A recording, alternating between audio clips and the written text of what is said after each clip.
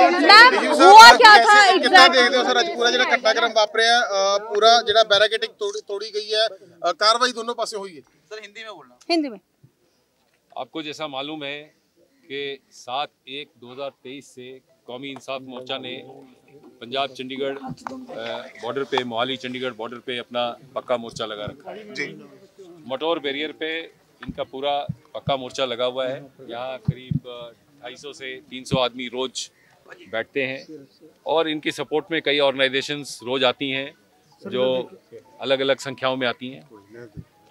3 दिन पहले इन्होंने एक घोषणा की कि ये सीएम रेजिडेंस जाना चाहते हैं प्रोटेस्ट करने के लिए और अगर इनको रोका गया तो ये अपनी गिरफ्तारी देंगे, डिटेंशन देंगे। और इनके प्रोग्राम के मुताबिक इनको हम लोगों ने ये बता दिया कि चंडीगढ़ में 144 धारा लगी हुई है, 5 से ज़्यादा आदमी अलाउड नहीं है। सीएम रेजिडेंस जो है हाई सिक्योरिटी जोन में आता है, इसलिए हम वहाँ पे किसी तरह के प्रोटेस्ट को हम अलाउ नहीं कर सकते और हमारी तरफ से किसी भी प्रोटेस्ट की इजाज़त चंडीगढ़ में नहीं है जी। इसके बावजूद आज जैसा आप सबको मालूम है करीब 12-1 बजे के आसपास इनके 1000 आदमी हमारे बैरिकेड पे आए। यहाँ 51-52 जो रोड सेक्टर है उसके बॉर्डर पे, और यहाँ पे इन्होंने हमारे बैरिकेड पे हमारे जो पुलिस वाले तैनात थे उनके साथ थोड़ी देर तो इन्होंने बातचीत की, लेकिन उसके बाद अचानक ये एकदम उग्र हो गए और इन्होंने हमारे बैरिकेड को तोड़ के जंप करके इधर आने की कोशिश की। पुलिस की तरफ से इनको समझाया गया, इनको चेतावनी भी दी गई और इनको फिर से दोहराया गया, बताया गया कि इस तरह की नहीं है। लेकिन आज जो क्राउड था इनके साथ, उनमें कईयों के पास हथियार थे, डंडे थे, तलवारें थीं और भी डेंजरस वेपन ये साथ में कैरी कर रहे थे। तो जब पुलिस वालों ने रोका तो अचानक से इन्होंने हमारे पुलिस वाले जो इस बैरिकेड पे तैनात थे उन पे इन्होंने अटैक किया, जिसमें कि कई पुलिस वालों को चोटें आईं। उसके बाद इन्होंने बैरिकेड को तोड़ा है। हमने हल्का पानी चलाया, आप सबने देखा, पानी के द्वारा हमने कोशिश की इनको रोकने की, लेकिन पीछे से एक और जत्था आया। जब हम बातचीत कर रहे थे, उनको समझाने की कोशिश कर रहे थे, उस जत्थे में घोड़े भी थे, कुछ हमने निहंगों के दल भी देखे उसमें जिनके पास भी हथियारें थीं, और उन्होंने सीधा आकर के उन तलवारों से हमारे पुलिस वालों को अटैक किया। कुछ पुलिस वाले गिर गए ज़मीन पे, उनको बहुत गंभीर चोटें आई हैं, उनको अस्पताल में दाखिल कराना पड़ा। साथ हमारे आरएएफ के जवान घायल हैं और कई पुलिस वाले भी घायल हैं। मुझे लगता है 25-30 जवान, उनको काफ़ी सीरियस चोटें आई हैं, सिर पे भी चोटें आई हैं और गंभीर हथियारों से, मतलब डेंजरस वेपन से इनके ऊपर अटैक हुआ है। और हमारे जो जितने पुलिस अफसरान यहाँ पे मौजूद थे उन्होंने बड़ी कोशिश की कि इनके लीडरों को समझा करके इनको किसी तरीके से नियंत्रण में किया जाए, लेकिन इन्होंने हमारी बात सुनी नहीं। आगे आकर के हमारी गाड़ियाँ तोड़ दी, जैसा आप देख रहे हैं हमारी पीछे वज्रा वैन लगी हुई है उसको तोड़ दिया इन्होंने, हमारे वाटर कैनन को तोड़ा, हमारी एक फायर टेंडर को ये लेकर के चले गए। जितने बैरिकेड थे हमारे यहाँ पे उन सबको खींच करके ले गए और ये तलवारें लेकर के अंदर घुस गए।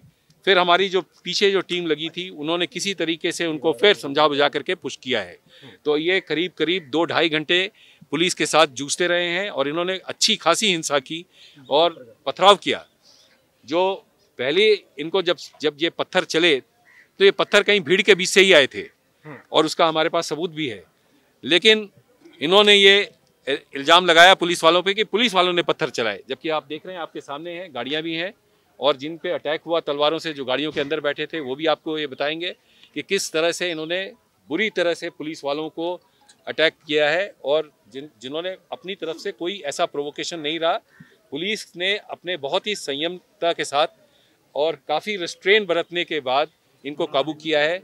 हमने अपनी तरफ से कोशिश की कि इनको मिनिमम फोर्स यूज़ करके काबू किया जाए। जो आप लोगों के सामने देखा, आप सभी ने देखा, प्रेस के पास इसके काफ़ी फुटेजेस हैं और मुझे यकीन है कि ये सारे फुटेजेस हम अपने एविडेंस में भी यूज़ करेंगे। सर कोई अरेस्ट तो हम इनके खिलाफ, जी हाँ, मैं आपको ये बताना चाहूँगा कि जो ये वारदात आज हुई है उसके ऊपर हम अपनी कानूनी कार्रवाई करेंगे और फिर हम उसके हिसाब से आगे चलेंगे। पर आगे कोर्स ऑफ एक्शन क्या रहेगा, क्या है, क्योंकि मोर्चा लगातार ये कह रहे हैं कि शायद फिर से चंडीगढ़ को कूच करने की कोशिश की जाएगी। देखिए, मोर्चा पिछले कई दिनों से ये प्रयास कर रहा है।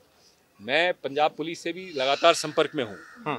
आज भी पंजाब पुलिस को हम बराबर इस बात की इतला दे रहे थे कि ये इस तरह की हरकत कर सकते हैं।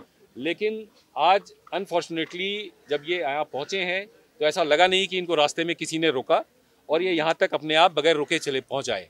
और उस वक्त हमारी पुलिस फोर्स जो थी वही सामने थी और हमने अपनी पूरी कोशिश की है। तो मैंने पंजाब पुलिस के डीजीपी साहब से भी रिक्वेस्ट की है, पंजाब सरकार से भी रिक्वेस्ट की है कि इस बात को ध्यान में रखते हुए, चूँकि इनकी ज़्यादातर मांगें आज पंजाब के साथ थी और आज एक मीटिंग भी हो रही थी, पंजाब के एक मंत्री के अंदर में इनकी एक मीटिंग भी हो रही थी, उस मीटिंग के दौरान ये हिंसा हुई है। तो ये जो क्राउड है ये बिल्कुल ही लीडरलेस टाइप का क्राउड था आज आया था, किसी के कंट्रोल में नहीं था और इसमें काफ़ी हुड़दंगबाज लोग भी थे जो बेसिकली हुड़दंग करके थोड़ा उत्पात करके मचाना चाहते थे। और आसपास के जितने भी रेजिडेंट्स हैं उन्होंने भी देखा है, कई दिनों से वो भी परेशान हैं। कई लोग ये शिकायत कर रहे हैं कि उनको किसी न किसी तरह की परेशानी होती है, आने जाने में परेशानी होती है, लेकिन ये किसी तरह की बात को सुनने के लिए तैयार नहीं है। तो अब मैं अपील करूंगा इस कौमी इंसाफ मोर्चे के जितने भी लीडर्स हैं कि एक तो ये अपने इसको शांतिपूर्ण सौहार्दपूर्ण तरीके से वातावरण से अगर आगे बढ़ें तो इसी में सबकी भलाई है। दूसरा ये कि अपने लोगों को कंट्रोल भी करना सीखें, क्योंकि जिस तरह का प्रॉमिस उन्होंने पुलिस के साथ किया था वैसा बर्ताव आज उन्होंने किया नहीं। सर, क्या कोऑर्डिनेशन पंजाब पुलिस के साथ रह रही है, क्योंकि आज आप कह रहे हैं कि आपके साथ रेगुलर बातचीत पंजाब पुलिस से मैं लगातार संपर्क में हूँ। पंजाब पुलिस भी हमें एश्योर कर रही है कि वो अपनी तरफ से कार्रवाई करेंगे, लेकिन आज जो हुआ वो उसने सबको सरप्राइज से लिया, हमें भी सरप्राइज से लिया। और आप देख रहे हैं कि ये पंजाब के इलाके में ही हुआ है, जो हमने अपने बॉर्डर पे इनको रोकने की कोशिश की थी। तो ये यहाँ तक कैसे पहुँचे और इतने हथियारों के साथ कैसे आए, ये एक सोचने का विषय है, इसके ऊपर उनको भी विचार करना चाहिए। तो सर इसका फिर हम जिम्मेवार किसको माने, क्योंकि कहीं ना कहीं तो अगर आप अभी मैं कोई जिम्मेवारी की बात नहीं करूंगा। अभी मैं सिर्फ आपको ये बताना चाहता हूँ कि आज जो हुआ उसके लिए कौमी इंसाफ मोर्चा ही पूरी तरह से जिम्मेदार है, क्योंकि उन्होंने इस तरह का एश्योरेंस पंजाब को भी दिया था, हमें भी दिया था।